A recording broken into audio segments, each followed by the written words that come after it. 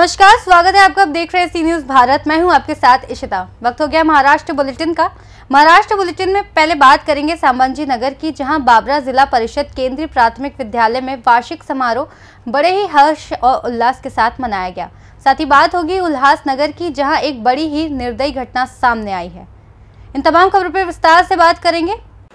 बाबरा जिला परिषद केंद्रीय प्राथमिक विद्यालय में वार्षिक समारोह उत्साह के साथ मनाया गया। सभी गणमान्यों ने अपने अपने विचार व्यक्त किए। छात्रों ने वास्तविक जीवन के मुद्दों पर आधारित नाटक प्रस्तुत कर दर्शकों का दिल जीत लिया। छत्रपति संभाजी नगर जिले के बाबरा जिला परिषद केंद्रीय प्राथमिक विद्यालय का वार्षिक समारोह का कार्यक्रम गुरुवार को रात 8 बजे सरस्वती पूजन के साथ बड़े उत्साह के साथ मनाया गया। इसके बाद सभी गणमान्यों ने अपने विचार व्यक्त किए। उन्होंने स्कूल के विद्यार्थियों के हर क्षेत्र में उपलब्धियों की सराहना की।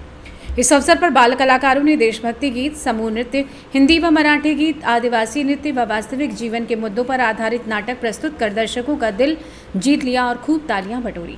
कार्यक्रम की अध्यक्षता पूर्व जिला परिषद सदस्य जितेंद्र जायसवाल, सरपंच यमुनाबाई वाघ, विठ्ठल पाथरे, उप सरपंच मीना जोद्दीन शेख, प्रभाकर वाघ, पूर्व पंचायत समिति अध्यक्ष कचरू मैन धनंजय महाजन, राजेंद्र चम्हाड़, स्कूल शिक्षा समिति के उपाध्यक्ष अलीम शेख, मुकीम शेख, शिक्षा समिति सदस्य अर्चना हिवाले, जावेद शेख, कारभारी घुमरे, शिक्षक मुरकुटे, एसपी कंकाल, एपी चोगडे, एएस येर गवार, एसएम वाघ और अन्य ग्रामीण बड़ी संख्या में मौजूद रहे।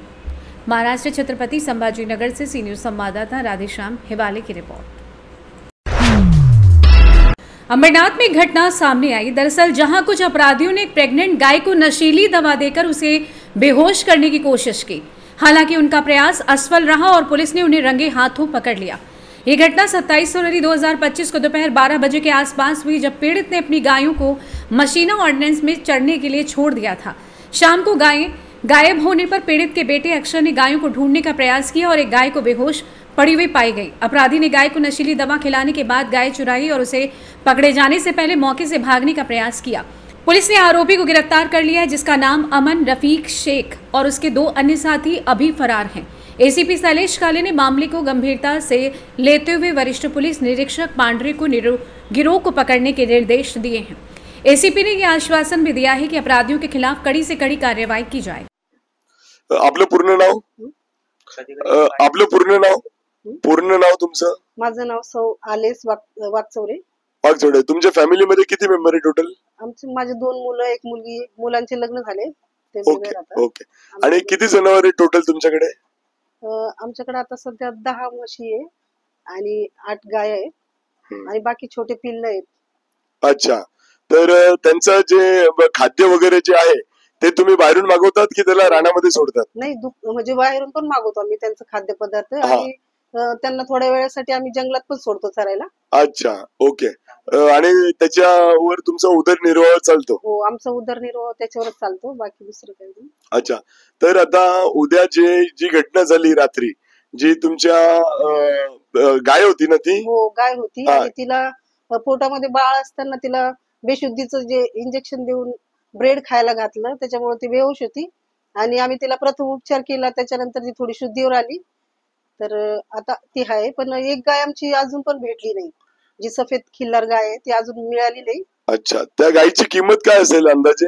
अंदाजे असेल तरी 60-70 हजार असेल। म्हणजे 60-70 हजाराच्या आसपास त्या गायची किंमत असेल। तिला बच्चे होणार होतं, ती हरवली ती पण। अच्छा, म्हणजे ती गाय प्रेग्नेंट होती? हो, प्रेग्नेंट होती। अच्छा, ती गाय अजून म्हणजे लापता आहे, म्हणजे ती अजून भेटलेली नाहीये? यापूर्वी पण आमचे खूप म्हणजे जनावर आमचे मिसिंग झाले, पण आम्हाला वाटलं की ते रस्ता भटकत असतील आणि ते कुठे जात असतील असं आम्हाला वाटलेलं। अच्छा, त्या कारणाने तुम्ही कंप्लेंट केली नाही? हो, आम्ही कंप्लेंट केली नाही आणि एकदा करण्याचा प्रयत्न केला, पण ते पोलीस लोक बोलले की बाई आम्ही माणसांना शोधायचं की जनावरांना शोधायचं।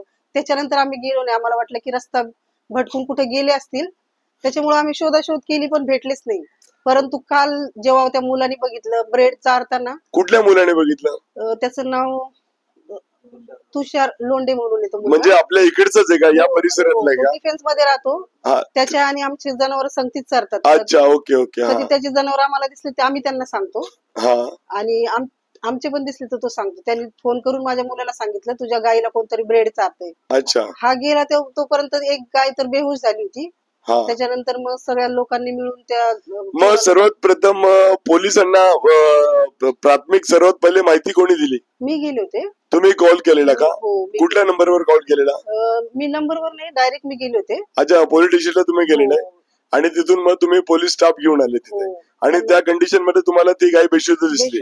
मग त्याच्यावर तुम्ही ट्रीटमेंट केली? हो, ट्रीटमेंट केली. एक प्रथम उपचारासाठी एक जे म्हणजे त्यांचं नाव मला माहिती नाही, परंतु ते डॉक्टरांच्या इथं काम करतात, त्यांनी बघितलं आणि त्यांना प्रथम उपचार केला आणि ते बोलले की ती शुद्धीत येईल, थोडा वेळ लागेल. आता गायची कंडिशन कशी आहे?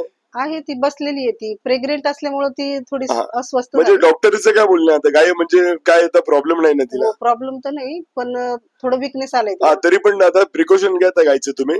आणि राहिली दुसरी गोष्ट, जो आरोपी जमा झाला तो आरोपी जमा झाला, तो आरोपी कोणाच्या ताब्यात लागला? म्हणजे तुमच्या हाती लागला की पोलिसांच्या हाती लागला? पब्लिक लोकांनी पकडलं त्याला. पब्लिकने पकडलं आणि पोलिसांच्या हवाली केलं त्याला.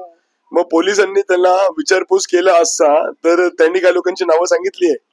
ते पोलिसांना तो बोलला की हो मी गौ हत्या, असं पोलीस बोलत होते.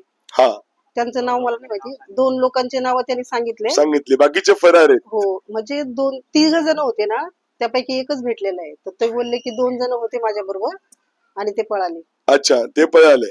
म्हणजे बाकीच्या लोकांचा आता पोलीस कसून चौकशी करत आहे आणि शोध घेत आहे. तर आता तुम्ही जे जनावर आता सोडणार, तर सोडल्यानंतर तुमचं आता पोलीस प्रशासनाकडे काय मागणी आहे तुमची? मी त्यांना विनंती करेल, जसं काल आम्हाला सहकार्य केलं, इथून पुढे त्यांनी आम्हाला सहकार्य करावं आणि याच्या पुढे असे प्रकार होऊ नये, त्याच्यासाठी जास्तीत जास्त पोलिसांचा पहारा पण असायला पाहिजे आणि जे पोलीस फिरतात. अच्छा, म्हणजे त्यांचे बीट मार्शलचे जे आहेत त्यांचे राउंडिंग वाढलं पाहिजे. त्यांचे वाढले पाहिजे. येता जाता लोकांनी थोडं म्हणजे लोकांना सहकार्य होईल.